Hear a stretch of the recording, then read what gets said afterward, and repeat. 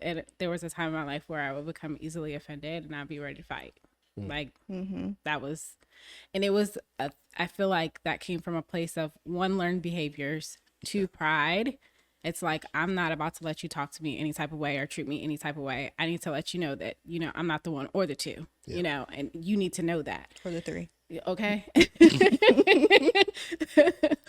I'm not the Father, the Son, or the Holy Spirit. I'm trying to be, but don't get it twisted.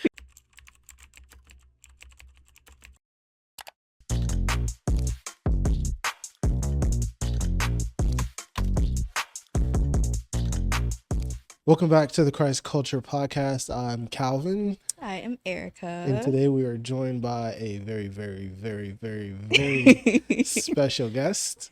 Y'all have heard me talking about her all season long. Every time I say, my fiance, my fiance, my fiance. So here she is, so y'all can leave me alone. Hello. The beautiful Ebony Taylor is in the building. So pretty. Hi. Yeah, so before we introduce her, maybe we'll tell you guys how we met or something, but we always do our check-in, weekly check-in. So how has your last week been, sweetheart? Last week has been crazy. I've been like super tired. Just honestly trying to get past Christmas so I can have some time to rest. I feel that. Yeah. What about you? I could definitely go along with what she said. Just ups and downs, but we will make it through it. Yeah. Well, I'm just going to have to piggyback off that because this last week has been just dealing with being tired. Yeah. As a matter of fact, like we do a devotion every week, and the devotion this week was about rest. Yeah. Because I'm so tired, and it's like I can't figure out how to get back Yeah. to normal. Yeah. I can't It's catch a up. lot. Yeah. Yeah, like the last 4 weeks for me have been like nonstop, like Monday through Sunday. So it's been like something every single day. Like That's draining. yeah, it is. It is. So I'm like not really looking forward to the travel for Christmas, but I'm looking forward to spending time with family and then getting back home so I can actually rest for a day. Not Yeah. for that. Yeah. I'm right there. It's Yeah. the same thing. So I'm just trying to make it day by day. Are y'all cooking? No. I'm I'm not. I'm gonna make like a cake and like some box cornbread. That's it's gonna be real good. It's gonna be the best That's box okay. cornbread I ever had. I'm Nobody not gonna know. showing up to my sister-in-law's house and finding a spot on the couch. And I ain't moving all day. That's what I'm doing. Yeah, but it's been a very tiring week, but it's all good. It Yeah. comes with the holidays. Yeah. Definitely does. Yeah. So this is my fiance. This is the one that I've been talking about all season. So we decided to bring her on an episode. Today we're going to talk about the lovely topic of being offended. Yes. Which is going to be a good topic. But before we get into that, you want to tell them how we met? Or you want me to tell her? You can tell it. Oh my God. So how we met? We actually met in a community space in our building, believe it or not. So in one of the last buildings that we lived in, we have a community space, and she is an event planner. And of course I have the podcast. So I was actually recording the podcast, and she was in there planning for an event, and we met each other. I told her what the podcast was about. She told me about the church that she went to, blah, blah, blah. That's how it all kind of got started. And then a couple weeks later, she reached out about some of the photography services from somebody that I knew. And then from there, it progressed to I was like looking for a local church to actually go to, like a physical church, because I was going online. So I reached out to her, and she told me about the church she went to, and I went to church with her. And then from there, it just kind of took on a path of its own. Yeah. So that was, like 2 years ago. Yeah. Over 2 years now, something like that. I don't know. It's been a long time. It seems like yesterday, but Yeah. that's how it all happened. And Yeah. here we are, 2 years, however long later. Yeah. I think it's just about 2 years. Yeah. So, Aw. y'all can people watching can stop wondering who's this fiance he keep talking about. There she is. But yeah, what made you pick the topic of offense? I'm curious. Because one of my absolute favorite books is The Bait of Satan. And The one you had me read, yeah. And that's the one that jumped out to me. So I feel like in my Christian walk, that book helped me a lot. And like being able to overcome offense has helped me a lot in my Christian walk. And so that's a book that I recommend to every person that kind of like I meet, like especially when I find out that they're a follower or they're a believer of Christ and they're like trying to progress in their walk. I think that we all generally struggle with offense and we don't even realize it. That's true. And I think that book, like it has a lot of relatable topics that helps you to identify like the areas and like where you're offended and why and how to overcome that. And I think it helps you to become a better Christian because of it. Yeah. I feel that. And I think that's a good point, because I think a lot of people don't know that they struggle with offense. They don't know that they have a struggle going on with it. Yeah. I know that book specifically opened up a lot of things in my mind about offense and how it affects you on a daily basis. Erica, has offense been something that you've dealt with in your life, being offended or even offending someone else? I would say like I didn't necessarily know that I was dealing with offense until I started to see it manifest in health. And I started to learn like different things that you could be harboring can start to show up, whether it be like you starting to feel physical pains and I didn't realize that just can cause sickness and different things like that. So that's the first sign that I really like found out like, oh yeah, I'm harboring something. I'm not letting something go totally. Yeah. I think like when you have anger as a result of offense, it can cause a lot of stress in your body and a lot of people get ulcers from that. That is so true. Yeah. So I'm gonna just for a second read the definition of offense, what it means to be offended. The definition actually says a breach of a law or rule or an illegal act. So that's like the actual definition. The second definition says annoyance or resentment brought about by a perceived insult, or to disregard for oneself or one's standards or principles. So to be offended. So let's get into the good stuff here. When's the last time you were offended in your life? Like being realistic, I feel like you can get offended on something like every day.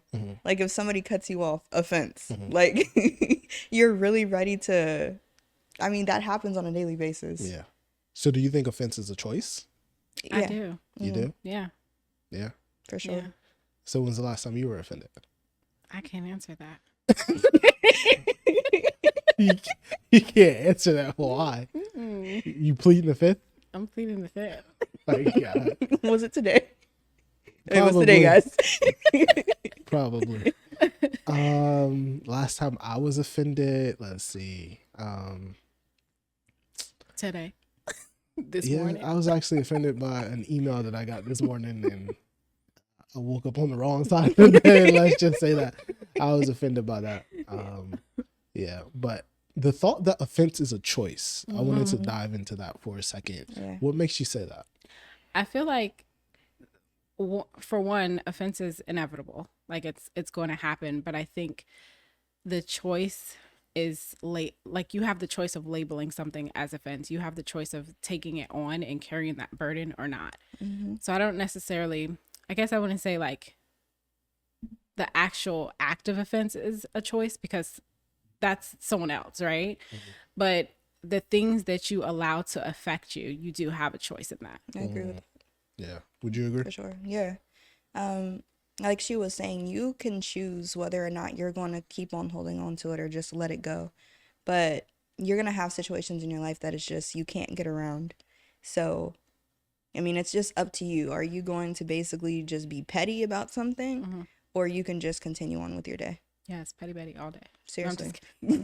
In some situations, in some things, I'm just saying so. Well, I feel like with offense as well, like I feel like there's I guess like two types of offense. I would say like two categories. I would say like when someone is intentionally trying to offend you, you know, they know what they're doing to you. And then I would say the other category is when you're offended by someone, but the other person may not even know. So now like you're taking this on and you're harboring it and they don't even understand like their actions affected you. Yeah. So, yeah. And how do you deal with those types of offense? Like, for example, if somebody offends you and they don't know that they offended you, how do you go about dealing with that? Like, how do you approach them to tell them? Do you tell them? Do you just keep it to yourself? How do you go about that? I think the Bible calls us to address it, especially if it's something that we're going to hold on to and if we're going to harbor. That's the verse in Matthew.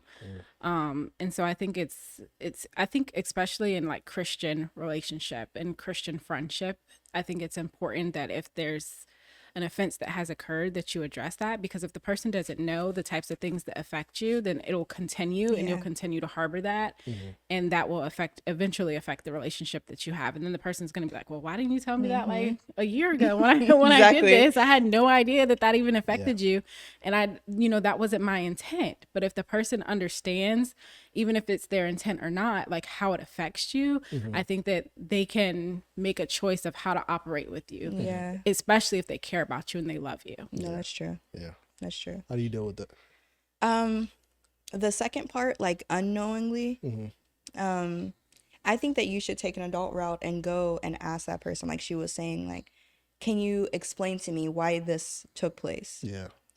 Get an understanding, because maybe it's just like a miscommunication of some way, shape, or form.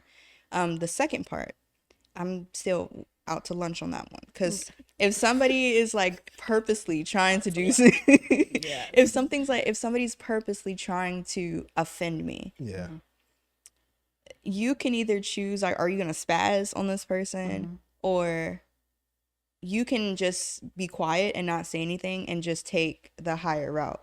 I'm still trying to figure that one out. I don't know that you necessarily have to be quiet about it, like even if they're intentionally doing it. Like I would advise to still, like, I would advise to still say something, set a boundary. I would still advise to at least set a boundary.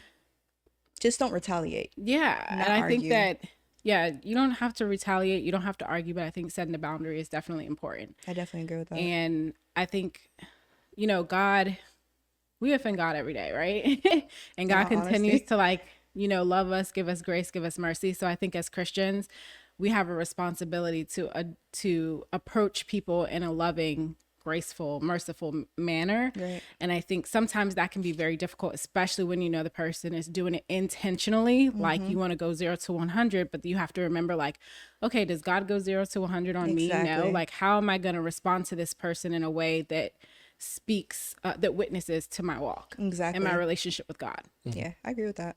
Yeah. Something that we were talking about earlier, specifically with the email that I got, we were having a conversation and we were just, I was really like wondering, what is it in certain people that makes them want to try to hurt another individual or offend another individual? So that's my question for both of you. Thought about that. What do you think is in other people or excuse me, some people that makes them want to do something to somebody else? Is it because they're hurt, so they want somebody else to hurt? Is it because of jealousy? Like, what do you think it actually comes down to?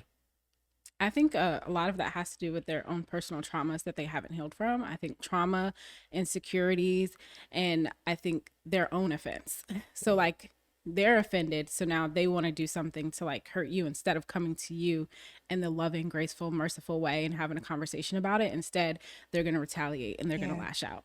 Yeah, I definitely agree with that. I would say it's also some type of insecurity, but also I don't think that person can have they don't have the capacity to just treat you a certain way, because it could be something that they grew up in. It could be like an environmental thing. They just don't know how to be loving. You just have those people that don't have the capacity to do that. They haven't done the inner work. Exactly. Yeah. My question is, do you tend to get easily offended? And even if that's not the case right now, was that the case at any point in your life where you got easily offended? Fact. And how exactly did that change for you? Ooh, that's a good question. That's a real good question. Yeah, like I definitely, there was a time in my life where I would become easily offended and I'd be ready to fight. Like that was, and it was, I feel like that came from a place of, one, learned behaviors, 2, pride. It's like, I'm not about to let you talk to me any type of way or treat me any type of way. I need to let you know that, I'm not the 1 or the 2, and you need to know that. Or the 3. Okay. I'm not the Father, the Son, or the Holy Spirit. I'm trying to be, but don't get it twisted. But yeah, like I think that there was definitely a time in my life where I was like that. And I came to a realization after reading The Bait of Satan by John Bevere. Pick it up.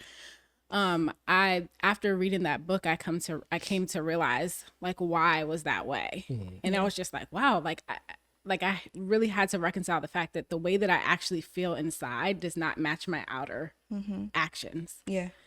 And that helped me to like change the way that I view the way people approach me, the way that they offend me. And I really started to have a lot more compassion for other people, Right. and like what they have gone through in their life. Because a lot of times people are that way, just like I was, because of things that I've gone through, things that I've seen, things that I've learned, and they don't really know any better. Yeah. You know? So when you know better, you do better. Yeah. But it, like I said before, it takes for people to do the inner work. And a lot of times people have not done that. So like if you instead approach it with compassion because you are the person who knows better, so you have a responsibility to do better, I think that that's helpful. Does not mean that it doesn't affect you at all. Oh, for sure. Like For sure. it just means that you have better self-control, Yeah. fruit of the spirit, over your actions Yeah. I agree with that. and reactions. For sure. Like you have to give people grace. One thing that I was also reading a book. It's called Battlefield of the Mind. So, I was reading that and it starts talking about like how different things can start, but from maybe like adolescence, like just young. And that starts developing to a mindset, which then creates a stronghold. And then when you have that, then you can easily start to, like what you were saying, pick up different behavioral things, like what it's seen. It's like learned actions that you see. So if this is something, then you're going to be carrying that, kind of like a generational curse. Yep. So you can start to harbor that and you just carry it on. And then you could even realize, wait, this person didn't even do anything to me. Why am I offended at a person I've never even met? Yeah. So I feel like it's also a generational thing. I definitely have dealt with like being easily offended in my life. For me specifically, the root of a lot of it was because I always like strive to be a good person, a good guy, a good man, because of the way I was raised, You're a good because man. of the stuff. Thank you. Because of the stuff that I know I'm not doing. Anytime anybody said anything to me that was outside of that, it made me feel offended, because my pride would jump up and immediately say, no, you're good. No, you do good things. No, you don't do bad things. And then I would get offended by something. Even if it wasn't something necessarily meant to offend me, it would offend me because of that very fact. So even if it was just something not even in a corrective tone or, you know, something like detrimental to my character, it was more just like, I didn't like how it sounded, or I didn't like how it made me feel. So then I would get easily offended. Yeah, the tone affected you. Yeah. I get that a lot. But so I kind of just had to get to the point to where, just through like therapy and through conversation and stuff, to the point to where it was like, okay, when somebody says something or does something, take that thing by itself. Just take that one thing and not attach that to your character or who you are. It may not have been meant, you know, to attack your character. It may have just been that one thing. Right. So that's something that I definitely had to do. Interesting question. What's one thing like in daily life that offends you till this day that you still have to deal with? Something that offends you. Maybe something that somebody says or somebody does, or what's one thing that offends you? I would say for me, I don't like when something seems like it's turning into an argument. So even if we're disagreeing on something, I go off of tone also. And if somebody, like, I feel like this is with anybody, if somebody is coming at you and it feels like it's an aggressive tone, they're going to automatically just start paying attention to how you're saying it. So for me, it's a thing of watch how you say things. Yeah. Because if not, like, that can then start to make me feel some type of way. We don't have to start arguing. Let's just talk. Yeah. How about you? I'm a lot of the same. Yeah. I think people trying to talk to me crazy. Yeah. It's like, It's crazy. yeah, I think that's one of the biggest things for me, especially because I feel like I try to keep it even, Yeah. kill. I try to keep it even kill when I'm in conversation with people. And I try to like I said, approach people with compassion and understanding. And like, I can do that for so long before I'm like, okay, I'm continuing to Right. approach you with love and compassion. And, but you are still in a place of like, you're coming at me, you're coming at me, you're coming at me. And I think one of the ways that I've learned how to handle that type of offense for myself so that I can keep self-control is to understand that I don't have to remain in those conversations. It doesn't matter who Exit it the is. situation.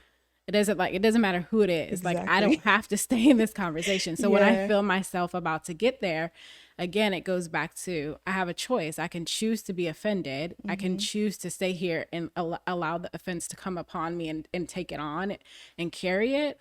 Or I can say, you know what, I'm going to exit stage left. And when you decide that you want to approach me like an adult and have an adult conversation, to then it. we can come back to it. Until then, may the Lord watch between Yeah. me and thee. Yeah. I've definitely said that to a few people before. And they took that as an offense. But it's just a thing of, Yeah. one, that's just respect. You Yeah. don't have to come at me like any type of way, talking out the side of your neck. How do you think somebody's going to respond to you? Yeah. So, yeah, just remove yourself from a situation. You have a choice. What you're going to accept, what you're not going to accept.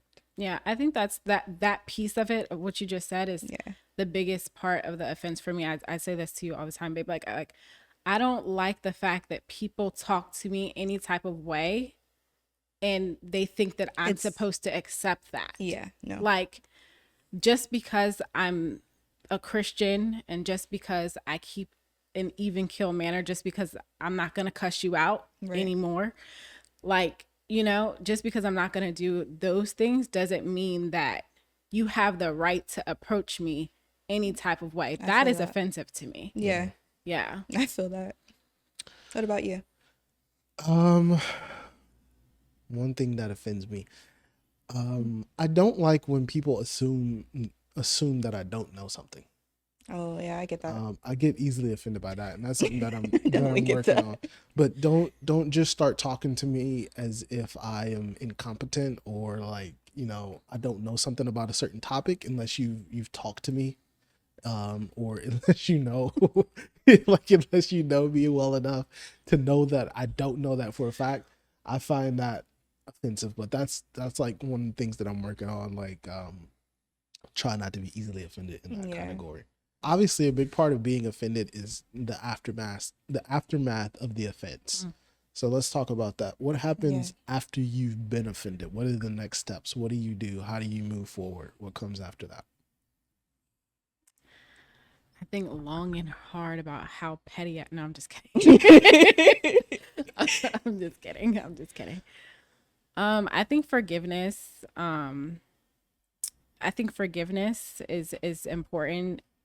I think especially so that you can release that burden off yourself. For sure. As the book says, it's like to free yourself from the deadly trap of offense, from the enemy. I think freeing ourselves from that is very important. I think as I've said before, like, offense is inevitable. To say that we're never going to be offended ever again is like, Stop. yeah, it's like I don't think that's actually an option in life. It's we actually living actually gives us the opportunity to be offended. Yeah. So I think forgiveness is the next step, and I think having a conversation with the person, and forgiveness doesn't necessarily require reconciliation, but I think or it doesn't actually require a conversation either. I mean, if the person is not willing to have a conversation with you, you can forgive someone on your own. Exactly. Yeah. I agree with that. What comes after the offense for you? I think that is you also learning how to let something go. Whether it's like somebody didn't purposely mean to offend you, and then you just don't know how to get over something. You have to basically just take a second and really ask yourself, is it worth it? Like, for me to still be feeling this way, learn how to basically get out of your own whatever thing that you're in. If it's for something that somebody did purposely, like what we were saying before, give that person grace, because you screw up on a daily basis, and God continues and continues to give us grace. We don't acknowledge him on a day, he still gives you grace. So give that person grace. Yeah. What about you? What comes next after the offense? Solitude. When I'm offended, I have to take time to myself. I really feel do. that. That's one thing that I have to do, is I have to be alone for a minute. Yeah. So I find myself like retreating, to just my own space. Yeah. Allowing myself to calm down a bit, and then once my emotions kind of are back under control, then I'm kind of able to either tell the person or either just move on.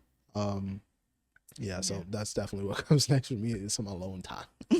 I was gonna say the other thing for me is like examining why whatever happened offended me. I think that's a really important piece. It's like I try to like look and be like, okay, like why did this actually offend me? Why am I so bothered? And I identify how it affected me. Like, did it give me physical angst? Like, how did it affect me? And I try to identify those things, and then I try to set a boundary. And then also like make myself aware, so that if something like that happens again, I remember like, okay, like this type of thing offends me. And I know that, feelings are real, they're valid, but they don't necessarily have to be. Like, I can choose to feel a certain way, right? So if I examine that and I understand why it offended me, how it made me feel, the next time it comes around, I can have better self-control and I can approach it better. Does that make sense? Yeah, I like that. So let's go to the thought that we were talking about, because we keep saying kind of like the forgiveness part is for you. Getting over the offense is really for you. It's not for the other person. Yeah. So let's talk about why that's the case. Like, what can offense actually do to you if you hold on to it? Why is it so important? It can make you bitter instead of better. Yeah. That's so true. It can make you a bitter, nasty person. I would say that. And also, if you really look at it, a lot of the root causes of sickness is because you're harboring something. So like everything has a spirit attached to it. So whether it's like the spirit, like what you were saying, the spirit of bitterness or depression or something like that, if you're harboring something, you can bring diabetes, you can develop cancer, you can develop different things because you're not letting things go. And physically, that starts to take a toll on your body. So you can literally cause sickness by yourself. Yeah. Because you're choosing not to forgive and just let it go. But really let it go. Yeah. I think another thing is distraction. It's a good way for the enemy to distract you. Facts. That's so true. Especially like if you're called by God to do something in your life, and he can distract you with offense and occupy your mind space constantly with a person and what they did to you, and how it's affecting you and how you feel, and you want them to feel a certain way, and why are they flourishing, and why is this happening good to them when they did something to me. Like, if he can occupy your mind with that, he's winning. Yeah. I think it creates a victim mentality, and I think if you have a victim mentality, you can't have a victor mentality. Yeah. I think it will 100% affect the way that you witness for Christ on a daily basis. Like, to say that you're Christian, but every single thing offends you and you react to every single thing does not bear witness to the goodness of God. Exactly. That also makes me think about a lot of people say church hurt. Yeah. And if, like you were saying, if God has called you to do something, that could basically just derail your whole entire thing right there in itself. Yeah. I've experienced church hurt before. Like, when I first early on started in my Christian walk, like I shared something, divulged at church. It didn't want to. It took me like 30 minutes of bawling, crying in a room with like whom I was told was confidential counselors at the church. I get that. And the next time I walked in the church, someone's like, "Oh, aren't you the girl who so and so?" And I'm like, "Whoa." How do you know that? Yeah. Like, whoa, like, And so I never stepped foot back in that church, but it didn't keep me from continuing my walk. I think I had such a thirst and a hunger for God at that point in time in my life that it was nothing was going to stop me. But that if I had have held on to that offense, Yeah. I could have been someone who said, you know what, I'm not going to, invest in trying to find a church family and a body of faith that can, guide me and help me to get through what it is that I'm going through right now. For sure. And I think one of the examples that my pastor uses that I tell people that are like, oh, I don't go to church because, I was going to church, this one church and such happened and this happened. It's like, okay, if you go to a restaurant and you eat the food and you don't like it, you don't stop going out to eat. You just find a restaurant, you just find a different restaurant that has food that you like. Right. So it's kind of the same thing with church. Like we call it, sometimes you have to church hop and shop.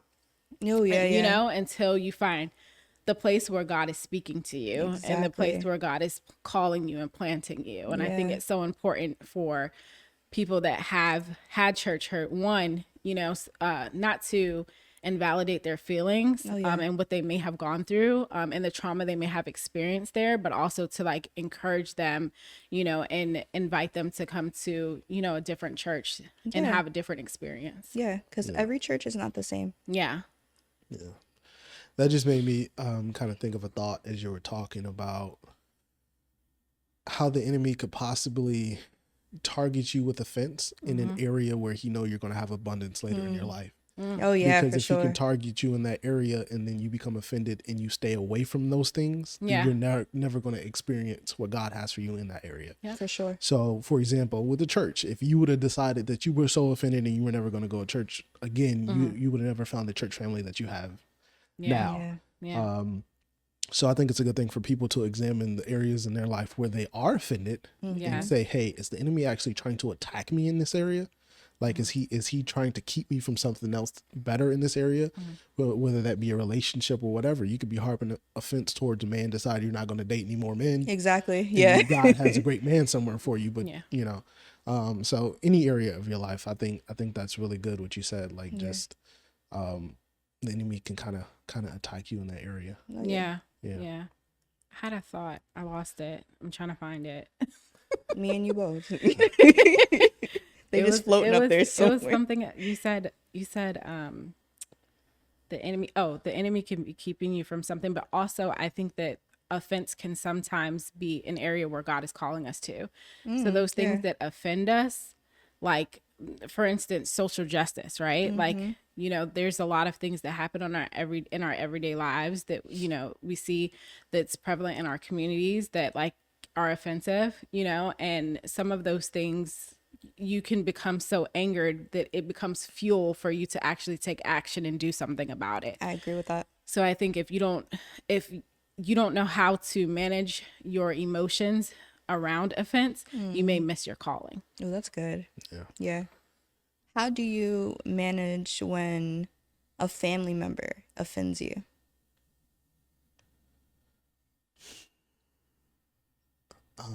Seriously? Ma'am, get out of my business. A family member.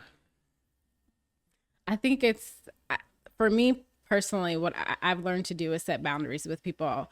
Like I have to explain to people like this. The saying is you have to teach people how to treat you. And I think as you grow, I think in adulthood and in your faith, you understand the importance of boundaries. Yeah. I think understanding the difference between boundaries and barriers is very important, especially when it comes to family. Yeah. Because there's a lot of scripture about how we're supposed to operate in family. So I think that sometimes we have to set boundaries and we have to have like hard conversations, and you have to have the courage to have those hard conversations with family so that you can overcome that, offense and move on. I agree with that. Yeah. I can't really, I'm only close with my like immediate family. Same. And all of us know each other so well that that's never really an issue for us. So I can't really speak to like how I feel if a family member offends me. That's a good question. Cause like, I don't know how I would approach that if that happened, but I can't necessarily say that's something that goes on in my family. What about me? Yeah, we can use I'm that. your family. We can use that. in relationship, how do you deal with offense in relationship? I think offense in relationship happens a lot more often, simply because you're around that person so much, you're talking to that person so much, you're interacting with that person so much that offense can happen more frequently, more easily. How do I deal with it? I don't know. I think as time goes on, you just kind of learn that person, and you learn their tics, you learn how they say certain things, you learn their tone, you learn, but that does take time. Because like even in our relationship in the beginning, sometimes you would say something and I would take it as offense, but like over time I learned that's not what she means. That's not what she's trying to do. That's either she's being sarcastic, or she was cracking a joke, or she didn't really mean it, or she meant something else. But over time, I have to learn all those things. So, I would say dealing with offense in relationship is just, it's a learning experience. No, I agree with that. Yeah, that's the best way I can answer that. I think that a lot of offense in relationship is like rooted in pride and ego. No, for sure. Yeah. So I think addressing that and like working through that helps to understand your partner better. Oh yeah. When it comes to offense. And taking accountability. Yes. For sure. Taking accountability for sure. So that leads me to a question for you guys.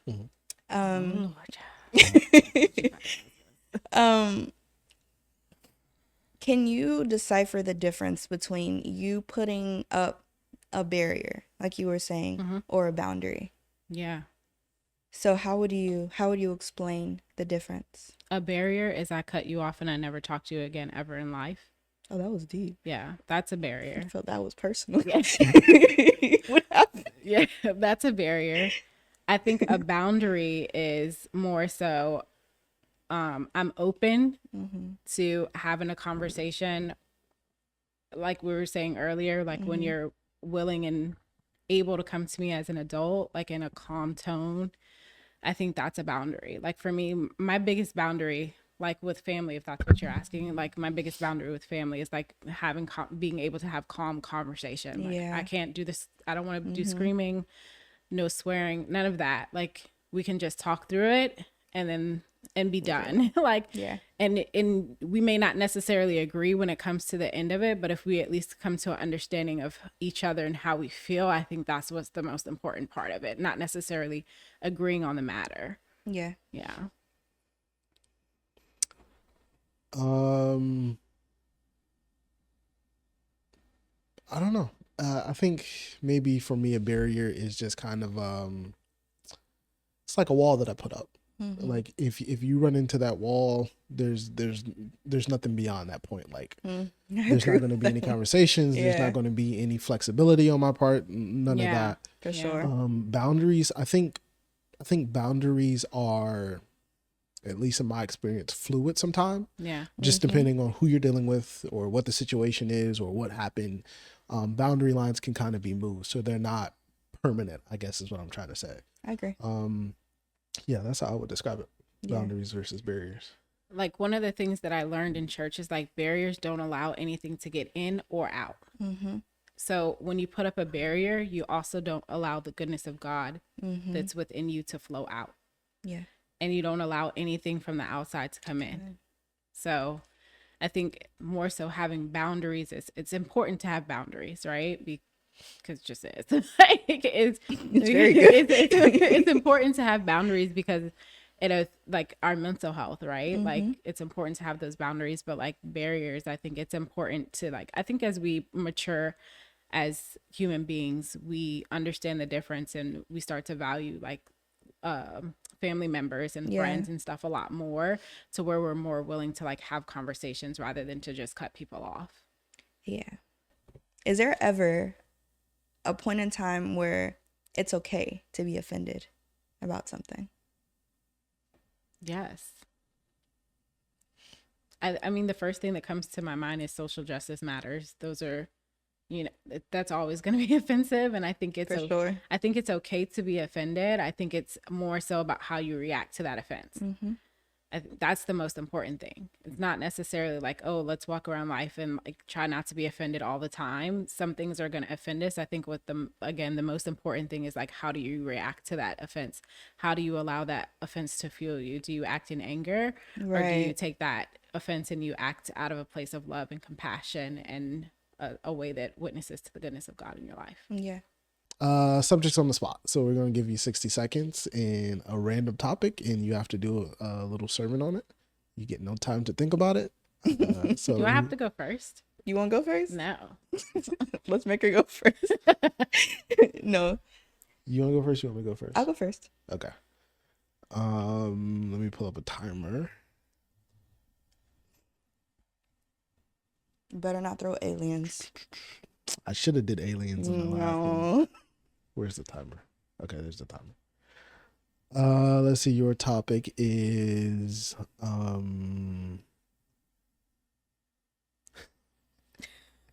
your topic is batteries. Go. So, everybody has a battery, whether it's like a social battery or just you needing to just be fueled, something that's going to pour back into you.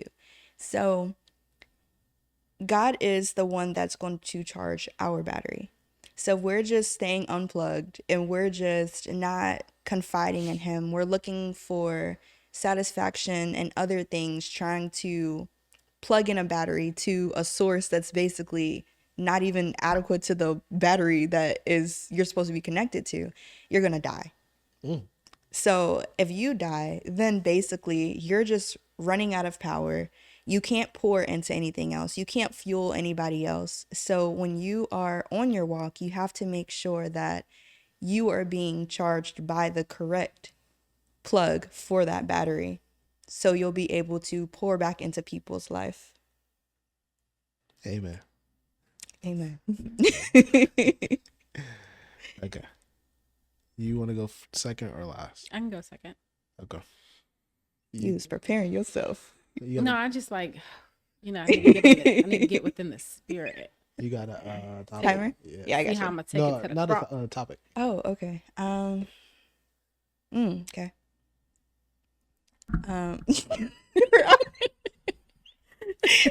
The way you said that, I'm like, what are you about to say? A lens. Okay. Like a focal lens. Okay. Like on a camera? Yeah. Okay. Yeah. So in life, we have the choice to look at things through the lens of Christ. And I think that in order for us to have a fruitful walk with God, I think we have to walk through life not looking through our fleshly lens, but looking through the lens of Christ and seeing and approaching situations in the way that Christ would. I think we're called to